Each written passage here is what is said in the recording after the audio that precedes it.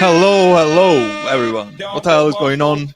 We are having a new AMA with Bloodloop. So I'm joined by Pasquale, COO of Bloodloop. Welcome back. Not welcome back. Welcome to my channel, my friend. Thank you. Thank you. Doing fine. It's a pleasure being here. And I'm really happy to talk with your audience and introduce them to what we've been building for the past 3 years until now. My pleasure. So why don't you start by just giving an overview of the project, doing an introduction of yourself, maybe talking a bit about who the people from the team are, and yeah, I let you start the entire conversation.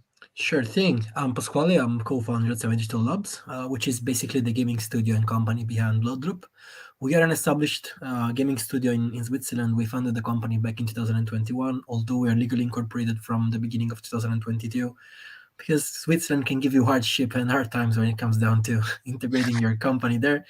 And we've been working on Bloodloop since September of 2021. So our first pre-production stage started back then. We deployed and developed our GDD, so our game design document, highlighted the point that we wanted to cover in the Web3 space and started working from there on.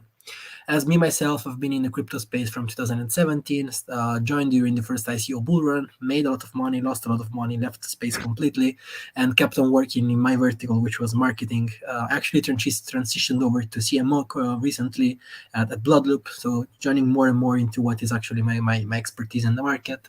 I've been doing B2B and B2C marketing for Web2 companies, corporate and smaller companies, moved to growth and generally speaking, influencer marketing. And in 2019, I saw the potential in the blockchain world, not just for the crypto and generally speaking, the speculation, but for the need of communities back here in Web3 and how strong communities are. And I felt like with my expertise in the world, I could provide value to the space. That's why I started working here with multiple projects, DAOs, and a lot of relevant gaming names as an advisor speaker, and generally speaking, helping them out with their go-to-market strategies and marketing. In 2021, I met the Bloodloop team. We were friends and we were already working on other projects together, and we decided to join the forces and start our first venture in the world as a team. So in 2021, me and other 5 people, we're 6 co-founders, which is a strange number. Usually you would find a couple of them, but in reality, I think the fact that we're 6 is what kept us going through the hardest bear market of I would say of the hardest bear market of that we've ever seen when it comes down to gaming particularly. And right now we are in a situation where the game is finally ready to be launched. We have built our audience, we have built our gamer base, and we're excited to speak about the game at all. So if you don't mind, I will jump on a brief intro about Bloodloop so we cover what it is and what we've been doing so far. So first of all, when I speak about Bloodloop, I really want you guys to imagine the gaming world as a deck of cards.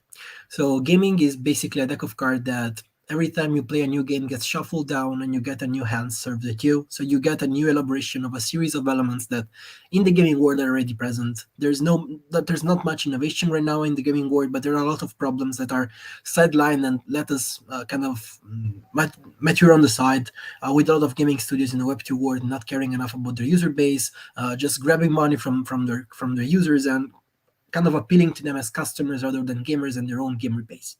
So what we're doing and what we're trying to do with Bloodloop is kind of reshuffle once again this deck of cards, not changing them up from the basis, and provide the users with an experience that is somewhat similar to what they experienced so far in the gaming world, but at the same time provide them with a newfound and seamless experience so that they can also leverage the blockchain tools that, of course, Web3 offers us as an added value to their experience. Bloodloop is a hero shooter game, so if you're familiar with titles like Valorant, Overwatch, Paladins, even Smite somewhat, you will be familiar with how the game works and how the game modes are actually built upon. But generally speaking, you will be placed inside of different maps, playing your heroes, fighting for the source of energy, which is called the SCM, the Stable Exotic Matter, which is the core element of the gameplay lore. And basically, with your heroes, you will be fighting for your faction, using your skills and shooting against other enemies to make sure that you can win throughout the competitive game modes and collect the energy capsules from the enemy team, bring them back to your base and extract that energy to win the match. We leverage blockchain in a way that it's completely seamless and it's built around the fact that we want to make sure that the game does not scream Web3. When you download Bloodloop, you will be faced with a game with a traditional gaming experience that does not stop you at the very first second, asking you to download the wallet, buy your tokens, or whatever else that Web3 is usually doing recently Yeah. with gaming. So, particularly thanks to our Avalanche subnet, which is a custom sidechain application, basically it's a custom blockchain application specific, which means that only our game is running on that blockchain. We can completely remove the need for the end user to pay gas fees. We have sub-second time to finality, and we still leverage the full security of the Avalanche blockchain, which is one of the most decentralized blockchain based on a Nakamoto consensus that we've seen so far. And apart from that, thanks to wallet abstraction and a series of proprietary SDK and APIs, we can make sure that the experience is completely seamless. So you won't have to create a wallet; you just download the game and play, and we do everything for you in the backend. The team, which have been building the game for the past 2 years and a half now, approaching the third year now, comes from industry. It's composed of industry experts coming from companies like Ubisoft, CI Games, Play Games, Crytek. Our lead game designer Julius, that you're now highlighting on our website, was also the lead game designer for Warface, which is one of the most important title when it comes down to FPS for Crytek, which, by the way, is the company that made the Cry engine, Crisis 3. Julius was also part of the Crisis 3 team.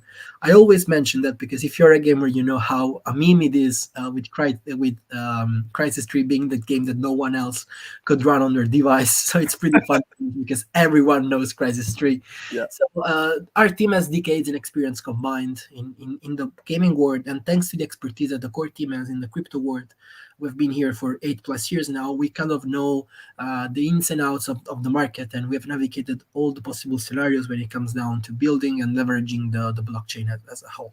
One thing that I want to finish on is that our approach with blockchain is leverage it as a feature and not as a whole genre. So we're not building the blockchain or on the blockchain to build around the fact that we're Web3 as our whole genre, as our whole way to push our kind of go-to-market as our unique USP. We're building a fun product, a game that is enjoyable, that it's focused on competing, on fighting against your enemies, placing yourself in ranks, have fun, bring your game in, bring your friends in. And then there's blockchain that you can leverage to make sure that your experience is completely kind of transparent, and you have true ownership of your asset, and you can do whatever you want in the game and possibly profit from your skills and your time spent playing. Gotcha. Amazing. Wow. Well, that's a great introduction for sure. So one of my questions was actually about why Avalanche. So is this like first to make sure that we are in a near zero gas fee environment? Was this like one of the main purposes that you wanted to accomplish by developing on Avalanche in the first place? Yeah, so to cover onto that, one thing that I would love to say is that when we started building back in 2021, the rationale that everyone was following is that you should pick your chain based on how low the gas fees were. So when we first started pitching out the idea of Bloodloop, of course, we're VC backed. We raised over $4 million recently, and we have enough runway to keep on building for the next 3 to 4 years based on the company expansion side of things. When we first started building Bloodloop, every blockchain was coming to us and asking us to build on them as part of their BD team was super aggressive onto acquiring games because, of course, everyone saw it as the potential for the mass onboarding and everything else. Everyone was pitching how low their fees were, but Avalanche came to us and pitched the fact that we could completely remove fees and that we could completely customize our experience thanks to their subnet technology. And that's why we went there. The tech, compared to all the other blockchains that we were kind of asked to build upon, is completely insane. So with Avalanche subnets, we can completely customize the engine that runs the blockchain, the virtual machine that runs the blockchain and validates the transaction. And what we did is actually hard fork the Avalanche subnet code and build what is basically a gas fee modular blockchain that allows us to completely remove gas fee payments from particular smart contracts, function names, or contract interactions that basically allow us to create a gas fee free environment, or to modularly change the fees based on what interaction you're performing in the ecosystem. So, for example, if you're interacting with a DeFi product built on top of the chain on our subnet that kind of goes around the ecosystem, then you might want to pay fees onto that. We might want you to pay fees onto that, and we can do that thanks to the subnet. Or if you're a user firstly starting to approach the game, we do not want you to pay any kind of fees, and we can completely remove them and make sure that the approach is seamless as possible for you, that it's the first time that you're touching a Web3 product.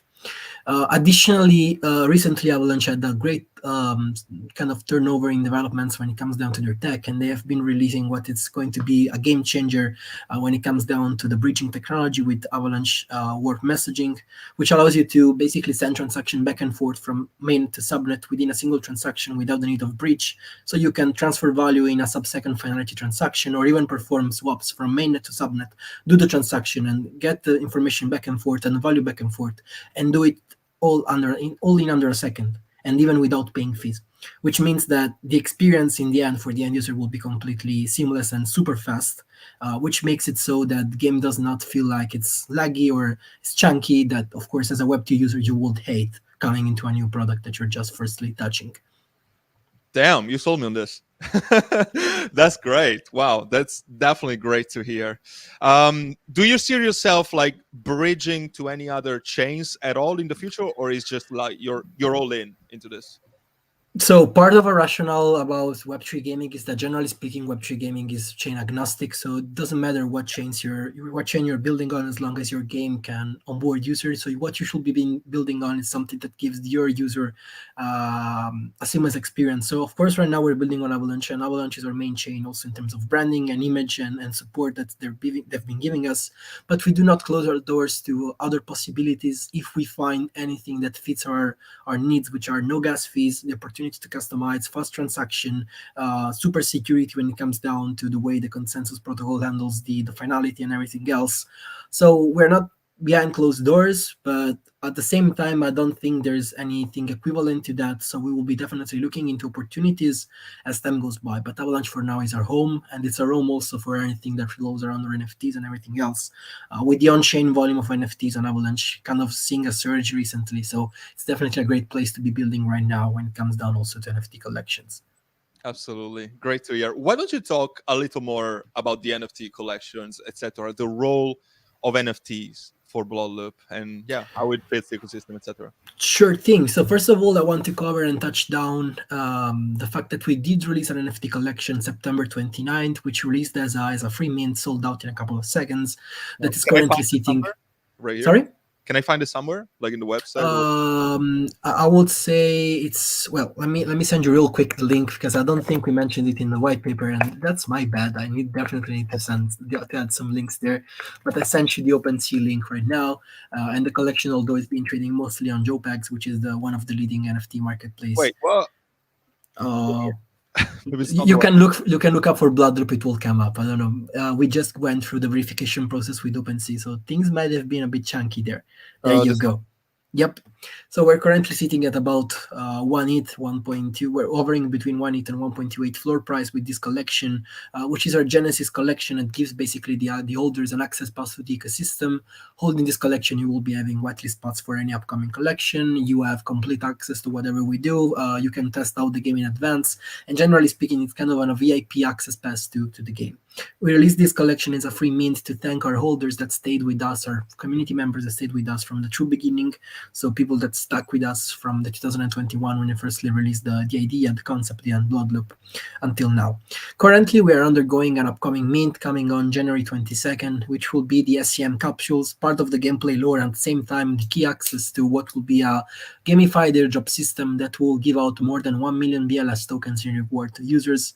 This airdrop system will be basically built around the story of the game, so it's not a traditional mint stake earn token. It's mint stake, perform narrative tasks, discover the lore of the game, complete riddles, complete quests to make sure that you understand what's going on in the Bloodloop universe.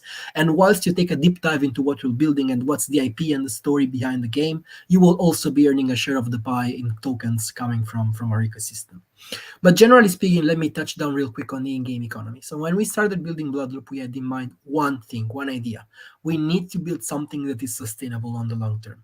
We have seen the rise and the fall of play-to-earn games. We have seen the rise and the fall of play-to-airdrop games that right now are making a comeback more and more, but still it's unsustainable. And you basically acquire user just for the sake of onboarding sorry, for the sake of farming points, farming tokens.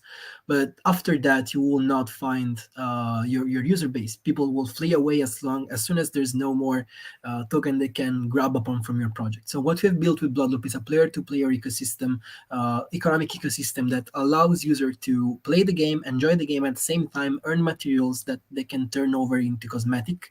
And we really are building around the cosmetic market that we have seen being so strong in games like Counter-Strike and similar games, where of course the trading market is so big that esport teams are generating hundreds of millions of revenue every year just from the sale of stickers and skins in the game. So of course it's a market that is completely sustainable, and we've seen people using third-party fishy websites to cash out their skins, and they're cashing them out in crypto. So why not make it something native into your product so that they can actually have fun doing that?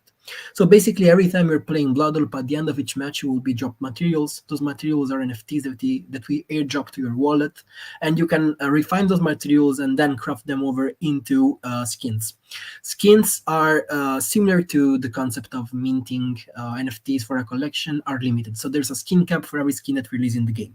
Once the skin cap is reached, no more skins can be crafted of the same type, which means that the skin goes legacy. And of course, based on the scarcity proposition, it acquires perceived value from the user, and the market demands and the market lows comes in. And of course, you might be able to sell it to others just because it's rare. You only were able to craft it and no one else can obtain it.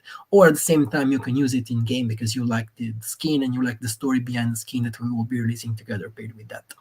Additionally, there are ways to earn tokens in game, but they're mostly based on your skill level and how strong you are. Progressing through the leaderboards and increasing your MMR, you will be earning rewards every month based on your position and your placement. And if you're part of a guild, you will be earning even more fees that are distributed back to the guild, apart from a small management fee that the guild leader is keeping to make sure that he can grow the operation of the guild, get new users in, bribe new users in, get join tournaments, or get gears that they might need to make sure that the team propels to the next level. So what we're trying to build here is a system where the strong players are rewarded, so the committed users playing and getting good are rewarded. Players that are crafting and enjoying the game are still getting the opportunity to get into the skin ecosystem and the skin market. And if you are super committed and you start your own guild in the game, you can also kickstart your kind of esport journey or professional competitive journey in the game and be rewarded directly from us, and at some point sponsors that will completely be and make up the incentive pool that will be given out to the user ranking up the leaderboards. Amazing, amazing. Can I show actually displays of gameplay since we haven't? Sure thing. One thing I want to mention is that what you're seeing here is completely in alpha, so animations are still not finalized. They're mix-some animation, which means are placeholders, and you might find them similar to other games, as of course everyone in the industry is using this type of animation as placeholders, which is worth to mention because we received a lot of criticism into that. But you have to understand that the game development process is long, and we cannot have all the assets ready at the same time for us to show. So we had characters that run a straight line, or we had placeholder assets. That's what we wanted actually to do in the end. Played it.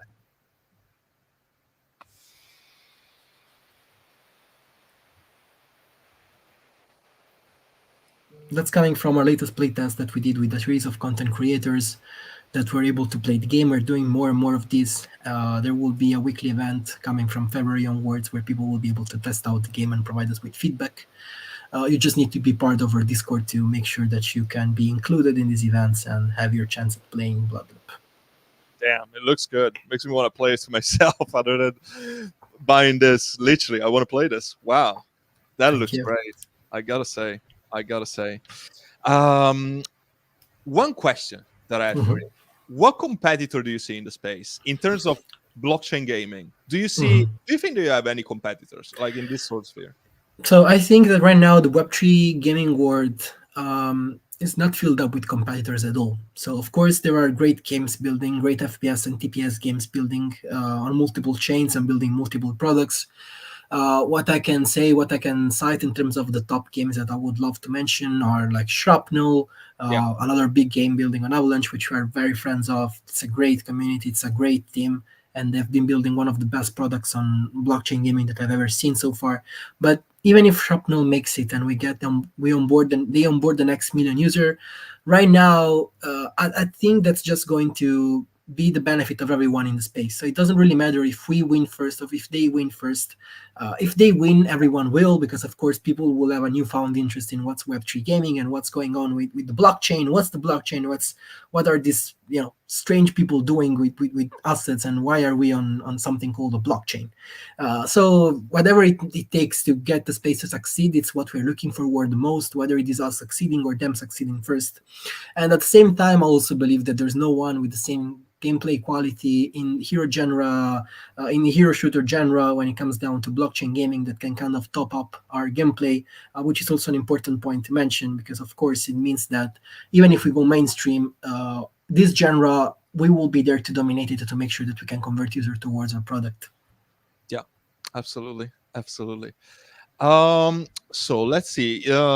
Why don't we talk about the roadmap a little bit? What you've done so far, and also about the token, about the sales that you experienced already, when the public sale is going to be. Why don't you give like a clear roadmap of what's been accomplished, what is going to be accomplished in the near future, and yeah, pretty much. Sure thing, sure thing. So, in terms of roadmap, I would say that in terms of accomplishment, actually, I would say that for the past 2 years and a half, we've been building almost in stealth to make sure that we could work on our product, get the things straightened out, get a product that was actually comparable to the others in the Web3 world, and somewhat in the right track to be, of course, one of the products that can also make it in the Web2 world. I'm not saying the product is ready. I'm not saying it's up to a point where we are completely confident in the ability to deliver to the world with the product that we have right now, but we know that at the end of the roadmap we will have a product that will be completely comparable in the same league of the main Web3 titles in the same genre. And so basically we've been building in stealth so far, but right now we're approaching a stage where a lot of deliverables are coming up pretty quick, with of course the game being in alpha stage right now. We're in alpha 1. Next week we're going to move into alpha 2. Alpha 3 is coming up by mid of February, end of February, so beginning of March at most. After the Alpha 3, we're going to be attending the GDC, so the Game Developers Conference, and there we will be running our sign-up campaign for the open beta. All the way throughout the campaign, there will be closed beta events for people to test the game every weekend, every week at least, where we will be collecting feedback and make sure to improve the game all the way until the open beta period. In terms of token launch, so we are approaching our token launch, which will be happening by the end of Q1 2024.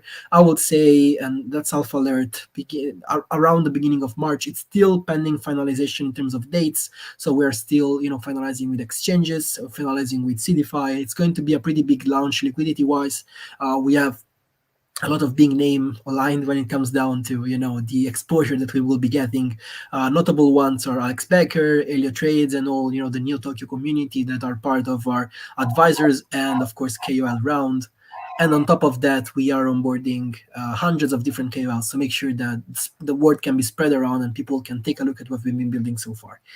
Another notable mention is, of course, the upcoming mint, January 22nd. So it's a week from now. It's a free mint. You need to be whitelisted to mint. So the whitelists are running out quick. But at the same time, we all know how free mints go. So the first seconds into the secondary market, a lot of people will be trading for profits.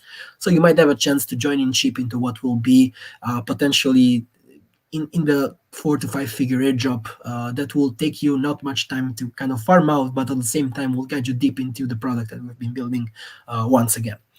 The last final important dates then on the roadmap that I want to mention will be, of course, September, when we're going to be attending the Tokyo Game Show. We'll be there with the booth, showing off the game and kind of starting out our outreach in the Web2 world when it comes down to conferences and getting the words out with publishers and media. And at the same time, right after that, in October, we're going to be dropping out the early access version on Epic Games Store and Steam for people to finally download freely the game and start playing completely for whenever they want, with player liquidity and the game being there with the first user acquisition funnel being completely open and us onboarding the gamers in Bloodloop finally. Fantastic. Why don't we get also into some questions from the audience? We have a few that I want to touch upon. Yep. So somebody's asking, is Bloodloop a game or is it part of a gaming studio? So I've read right here, and you mentioned before, 70 Labs is behind all of this. Are you planning to release more games in the foreseeable future? What's It's actually interesting because what we're building is Of course, we're a gaming studio, so the plan is to release more games. But what we have in store for that is actually building around the Bloodloop IP more and more. So the Bloodloop IP is super deep. The story, the lore that runs behind Bloodloop is extremely deep, which means that we have a lot to build upon and a lot that we can still explore with other routes. Part of them are, of course, transmedia, additional communication funnels, which might be videos, might be materials, might be documents, might be TV series, might be anime, might be whatever. But at the same time, um, given our IP is so strong, it's so deep, we can definitely build around that with additional products and games. And to mention that, what's going to be happening, particularly with the Bloodloop Shard token, is that the BLS token is going to be an IP token. So it covers all the Bloodloop ecosystem, whether it is Bloodloop as a game or any other byproduct that will come up from the Bloodloop store, the blood from the Bloodloop story. The BLS token will be kind of the midpoint between all of the different stories that are going to be told around the the IP in whatever form they come from. So whether it is a new game, whether it is a secondary product that revolves around token, the BLS token will be there. So of course you're not buying in just the game, you're buying into the whole ecosystem and you're buying into the growth of Bloodloop as an IP, as a decentralized kind of story, a decentralized IP product. Gotcha. Sounds good. Now, was actually one of my questions, but my audience preceded me. How will the token be utilized in game? How does the tokenomics vesting schedule look overall? So I wanted to actually ask about the token utility. If you can like clarify everything that you can do basically with the Sure token. thing. Sure thing. So the Bloodloop token is basically the core element of the in-game economy when it comes down to how the user will be interacting with the game. So I've mentioned the crafting mechanics Yeah. before. If you want to craft a skin, you need to pay a fee in Bloodloop Shard. That fee is not, of course, overpowering, so it's not making the experience, bad to interact with. But at the same time, it's there to make sure that there's a baseline of value in whatever skin you craft because you made it with enough Bloodloop token to make sure that when you go and sell it on secondary marketplaces, you will not be selling that skin for a lower baseline. At the same time, if you're a new user and you want to make sure that you can craft, but are not still, you feel like you're unsafe investing in crypto, you can still progress through the free battle pass and get up to 3 free crafting per month if you manage to complete it 100% fully. And those free crafting will allow you to craft up to 3 skins that you can sell on the marketplace. So of course, crafting comes in as the main utility. The secondary utility will be actually the skin trading on the secondary marketplace. You need BLS to list your NFTs, and for other people to buy them, they will need to pay you in BLS or token. And then the third and most important utility will be the ticketing system, as we're building a strong tournament mechanics in the game that they are revolving both around wagering other NFTs, wagering other assets, or wagering Bloodloop as an asset to join tournaments and as a reward pool for the users that are actually winning the tournament. And last but not least, there's the staking mechanics, which are completely gamified and revolving around the guild's mechanics and the rewards coming from your rankings. So it's not a traditional staking, but you're actually staking to take part into a guild and then leverage your skills to earn more and more and yield more and more tokens from your rewards and from your rankings and from your performances whilst you're playing, and at the same time you are also earning a baseline API coming from the fact that you're staking into a guild. Those are the main utilities. Additional ones will be a lot of different token sinks for us to make sure that you can interact in the ecosystem. Part of them will be the ability to shop phygital with the token or to take part into events. And generally speaking, we are all about building right away and right outcast utility for the token to make sure that you're not just trading it, but you're using it directly in game. When it comes down to the tokenomics, I can't share much. It's going to be public pretty soon. But what I can say is that we are launching at a super low market cap. We're launching at about a market cap of about $400,000, excluding the initial liquidity and of course the market making allocations and the listing allocations, unlocking a very small percentage. And the first unlocks will come over in 5 to 8 months, with VCs being completely vested. We did not raise much. We made sure to raise just what we needed to avoid the dilution of the ecosystem and to make sure that the people either buying in the private or buying at launch will not be the exit liquidity of those said VCs, but generally speaking, the other way around. So what we're building is something that completely empowers the community and the retail investor so that they are kind of placed at the center of our overbuilding compared to placing our investors or our VC investors at the center of everything and just giving them the opportunity to be leveraging the ecosystem as exit liquidity. Final note around the token is that we're launching on CDFI as our public IDO launch. You need to be a S fund staker to take part into that launch, either from tier 1 all the way to tier 9. So you need to stake at least 500 S fund token to be able to take part in those in that launch. And right after the CDFI launch, we're going to be doing the TGE and launching the game live on our Avalanche C chain and a couple of tier 1 exchanges plus a series of tier 2 at the same time. Gotcha. Okay, great news. Now, a few more questions. Let's go. Would there be a mode where you can get XP tokens, some sort of battle royale, where teams that lose actually lose XP or tokens, and teams that win take those tokens, this way avoiding inflation? So one thing I want to mention is that we are not inflationary at all. So there's no direct token rewards that are being minted out of the supply every time you perform actions. We have a capped supply and that supply is not going up. So generally speaking, we are delta neutral and we will never be kind of adding more tokens to the ecosystem as an inflationary point. Of course, there are token sinks that will be removing the token from the supply. So there are ultimately, we are ultimately deflationary when it comes down to the circulating supply.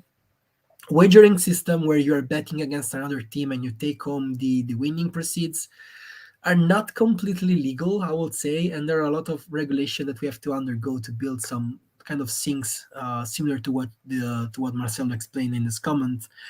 Based the fact, given we're based in Switzerland, we're trying to be completely kind of building in the right way and to make sure that we are completely compliant with what's coming up. And given the fact that we truly believe that regulation is coming from the space for the space, we are building in a way that we will be safe no matter what happens, compared to a lot of other products that are actually leveraging the kind of betting component and the NFT as betting, token as betting, token as gambling systems more and more in their ecosystems, which I truly believe it's not the way Web3 gaming should be building and how it should be evolving on the long term.